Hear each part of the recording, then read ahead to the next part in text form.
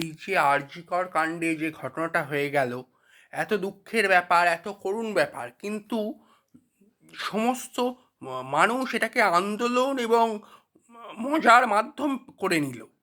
পথে বেরোবো, ফুচকা খাবো, আন্দোলন করব, আসল কাজের কাজ কিছু হবে না, কেউ কাজকর্ম করব না, ওটাকেই একটা ভ্যাকেশান বা ভোকেশান যাই হোক কিছু একটা বানিয়ে নেব ওই বিষয়টাকেই।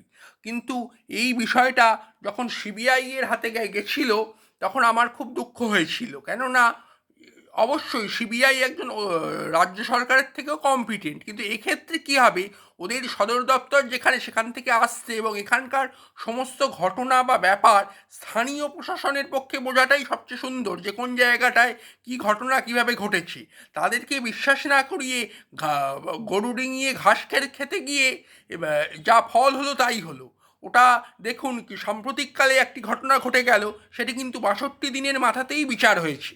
কিন্তু এই ক্ষেত্রে যেটা হলো, এটা কিছু মিডিয়া চ্যানেলই বলুন, বিশেষ করে কিছু ঘন্টাখানেক দালালি বললে বুঝে নেবেন, সেই ধরনের চ্যানেলের জন্যই কিন্তু এটা আরও বিদ্বজ্জন বুদ্ধিবীচীদের জন্য এগুলো আরও গেঁজিয়ে গেল ব্যাপারটা।